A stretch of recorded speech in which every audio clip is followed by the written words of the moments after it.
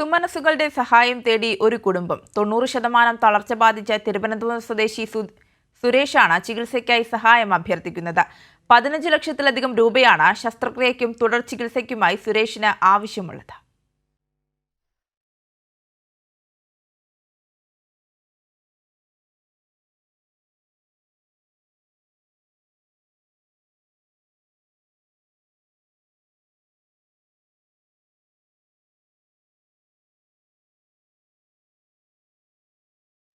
തിരുവനന്തപുരം വെള്ളറട സ്വദേശി.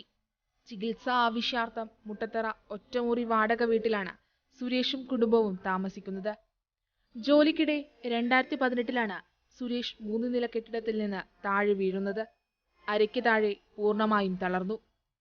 സുഹൃത്തുക്കളുടെയും ബന്ധുക്കളുടെയും സഹായത്തോടെയാണ് ജീവിതം മുന്നോട്ട് കൊണ്ടുപോകുന്നത്. അങ്ങനെ എൻ്റെ കുടുംബത്തിന് വേണ്ടി അന്നം തേടിപ്പോയ സമയത്ത് തിരുവനന്തപുരം പേരൂർക്കട അമ്പലമുക്കം എന്ന സ്ഥലത്ത് വെച്ച് ഒരു ബിൽഡിങ്ങിൽ നിന്ന് 3ാമത്തെ നിലയിൽ താഴേക്ക് വീണ് അങ്ങനെ എൻ്റെ സുഹൃത്തുക്കളെല്ലാം കൂടി ആദ്യം മെഡിക്കൽ കോളേജിലാണ് എടുത്തുകൊണ്ട് വന്നത്. അപ്പോൾ അവിടുത്തെ ആദ്യത്തെ ഫസ്റ്റ് എയ്ഡ് ചെക്കപ്പിൽ തന്നെ എൻ്റെ നട്ടന് ക്ഷതം സംഭവിച്ച് അരയ്ക്ക് താഴെ ചലനശേഷി നഷ്ടപ്പെട്ടെന്ന് ഡോക്ടേഴ്സ് പറയുകയും അവിടെ അടിയന്തരമായി 3 സർജറികൾ നടത്തി. അവർ കാലിൽ പ്ലേറ്റ് ഇട്ടു, സ്പൈനലിൽ പ്ലേറ്റ് ഇട്ടു, അങ്ങനെ 3 സർജറികൾ അവിടെ അടിയന്തരമായിട്ട് ചെയ്തു.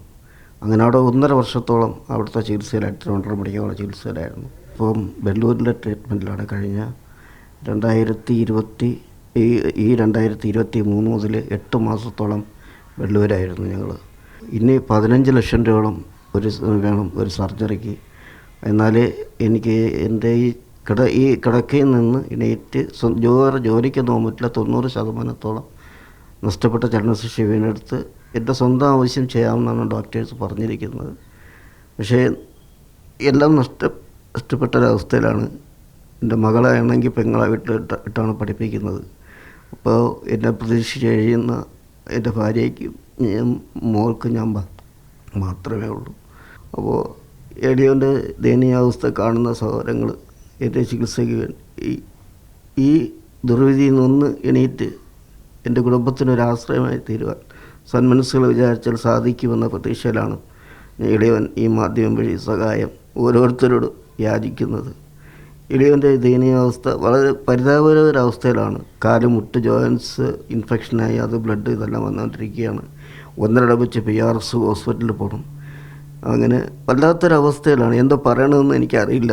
ഇളയവൻ്റെ ഈ ദയനീയാവസ്ഥ കാണുന്ന ഓരോ സഹോദരങ്ങളും നിങ്ങൾ ഇളയ കുടുംബത്തെ ഓർത്ത് ഞാൻ കൈകൂപ്പി യാചിച്ചു ഓരോ സഹോദരങ്ങളോട് യാചിക്കുകയാണ്. 10 രൂപയെങ്കിൽ 10 രൂപ ഇളയ കുടുംബത്തിനൊന്നും തന്ന് സഹായിച്ചാൽ അത് ഏറ്റവും വലിയൊരു സഹായമായി തീരുമെന്ന് ഞാൻ അഭ്യർത്ഥിക്കുകയാണ്. ഇളയ കുടുംബത്തെ നിങ്ങൾ ആരും തട്ടിക്കളയല്ല, ഇളയൻ്റെ യാചന കളയല്ലേ എന്ന് തട്ടിക്കളയരുതെന്ന് യാചിക്കുകയാണ്.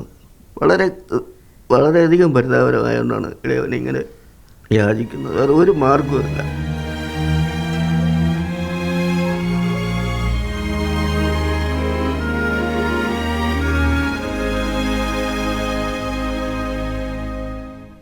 കുടുംബത്തിലെ ഏക അത്താണിയാണ് സുരേഷ്. പ്രേക്ഷകർ കൈവിടില്ലെന്നാണ് വിശ്വാസം. കൈരളി ന്യൂസ്, തിരുവനന്തപുരം.